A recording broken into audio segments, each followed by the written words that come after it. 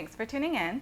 Today I want to share an in-depth comparison of the different Chanel leathers or finishes for their handbags and SLGs and other items, but predominantly for their handbags.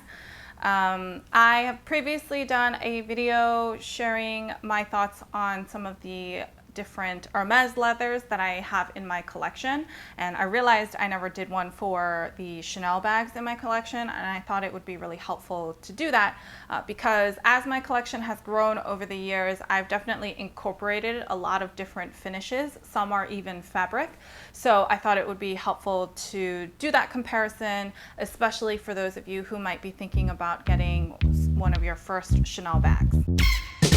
If you're tuning in for the first time, hi, I'm Katie. I like to do these luxury fashion videos here on YouTube.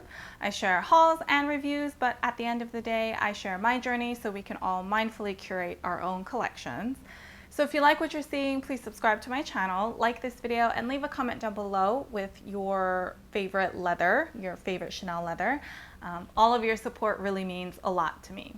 I'm going to start with a quick overview of the different leather or finishes that I have. Then I'll dive into each one and share the pros and cons, really high-level pros and cons that I associate with each finish.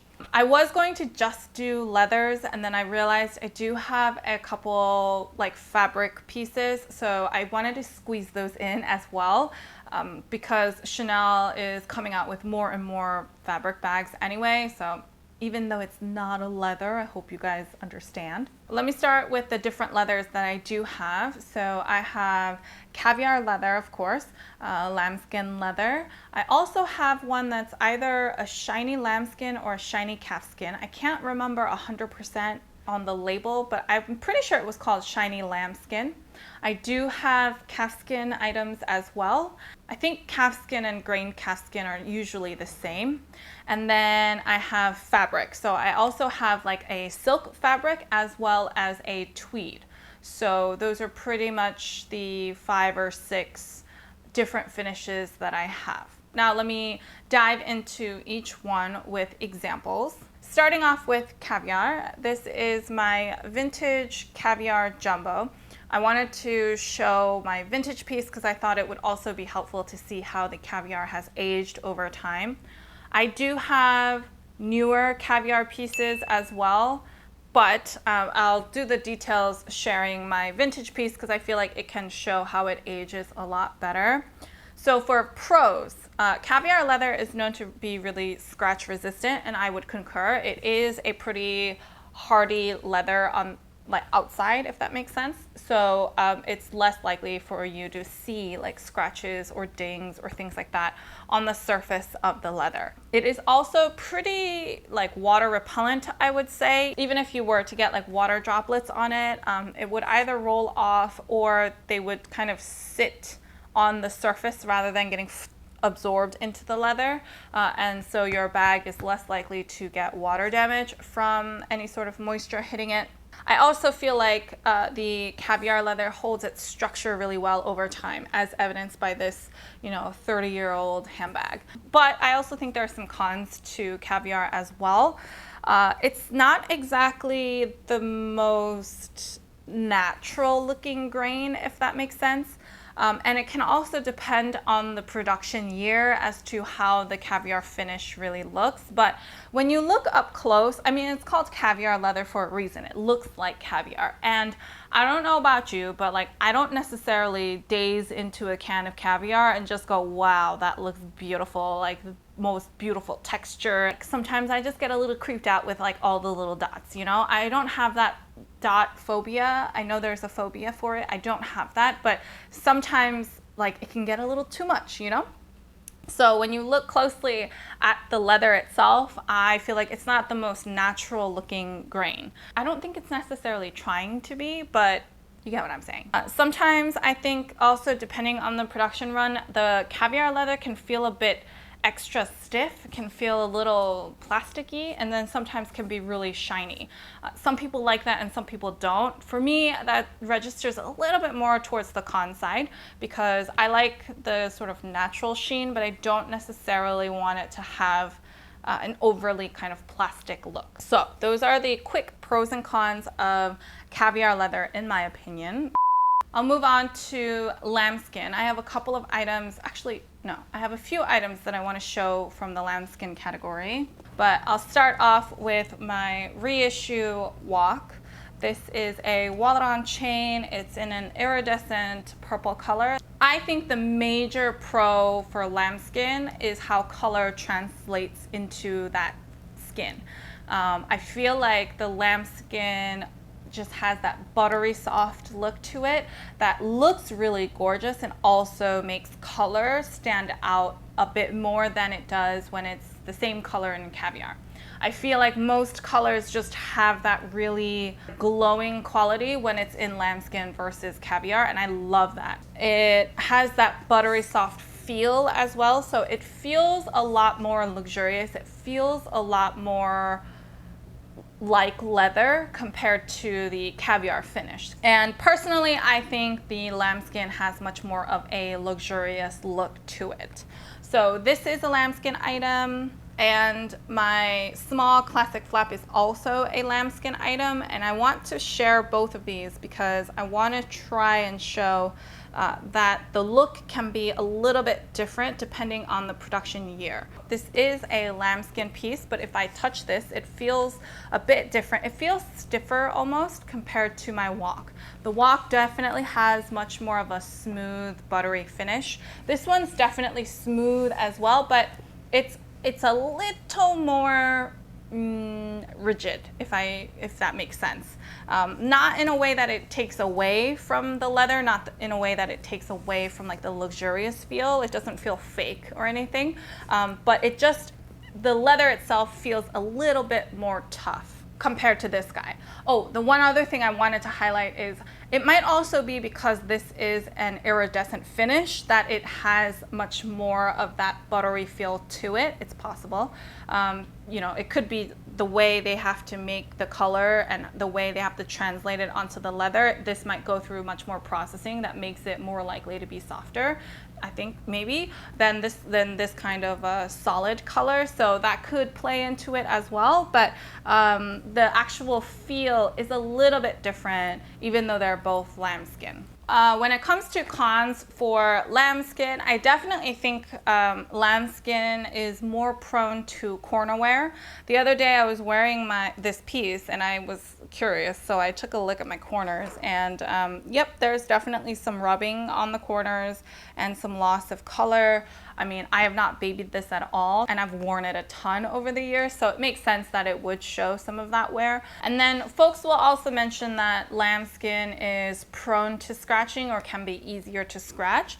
I definitely agree with that, though I haven't found it to be the case where this is like extra scratched up more than any of my other pieces. In fact, outside of the corner wear, I really don't see any scratching on this piece, so I don't necessarily think with daily wear you're going to see the lambskin have bajillion more scratches than your caviar piece. The other con is that the lambskin's more likely to absorb any moisture that gets on it. It will often dry without any issues. Like one time I went out for dinner and all of a sudden it started raining. My friend came in, she has a little red mini classic flap, and I saw like it was super splotchy, okay? It was like borderline concerning. We were both like, whoops, because she just got big droplets of rain on her bag. But by the time we were done with dinner, they all dried up and her bag looked fine. Lambskin's more likely to absorb it than I think caviar is more likely to let it just sit on the surface more, giving you time to wipe it off. But that's just something to note as well. Before I move on to calfskin, actually, there's one more lambskin-y item I wanted to share, and that's my Burgundy Rocks handbag, which is right here. I wanted to share this one though because I did want to show how it's starting to slowly lose its puffiness. The puffiness on Chanel bags will decrease over time for any sort of finish you have, whether it's a caviar leather, lambskin, calfskin, whichever one. I think they will all depuff over time. But I do think like when you look at the real vintage lambskin pieces, you see how like 2D the quilting is. Like I do think the lambskin will show that a little bit more. And when I took this one out to include in the kind of demos, I noticed that this one is starting to look a little bit flatter. So that's one more thing I wanted to mention about lambskin. I have more SLG pieces to share in the calfskin category. For example, I have a little card wallet here. I also have a kind of O case or pouch, and you'll see, I think when Chanel wants to do more of that distressed look, then they'll definitely lean towards calfskin versus lambskin. And I also would imagine it's difficult to get a distressed look on Caviar. So that's probably why the calfskin is mostly used for this kind of like distressed leather look. I actually really like that it's in calfskin. I don't use this one as much as my one that's in Caviar. I really like the texture of calfskin. I like the leather look, like the natural grain of how it would look compared to Caviar, which looks like it's not natural. So that's definitely a pro in my mind, that natural grain that it has. I also find that calfskin is pretty scratch resistant as well. I don't find it to be particularly susceptible to injury. And I feel like it has like a good all-around stiffness level. Like it's enough to hold its structure, but it's not too much that it's rigid. So it's like it sort of feels like a happy medium between the Caviar and lambskin, but it has its own cons as well. I do feel like, I don't know if it's because of the grain itself, but I do feel like it can sometimes wrinkle a little bit easier, depending on like how you use it and where you use it. So for like a card holder, it might start showing signs of wear or wrinkle around the areas that you really pull your cards in and out of, versus my Caviar card holder doesn't really show any signs like that. The other calfskin piece that I have is actually this one. I know because it looks shiny, you might think that it's actually patent, but it's not patent. It is actually a distressed calfskin with a PVC overlay on it. Really love this piece, and because of its PVC overlay, it is perfect for rainy or wet weather, and everything pretty much just rolls right off. It rolls off, wipes off. It's like super easy to clean up after. Because I only have one that is like a silk satiny kind of fabric, which is my Chanel 19, and I only have one tweed, which is my medium flap here. So I'm gonna lump them together to share the pros and cons across both of these. First and foremost, like the main pro that I have for these fabric finishes is that they're definitely unique. Not everybody is going to have the same tweed.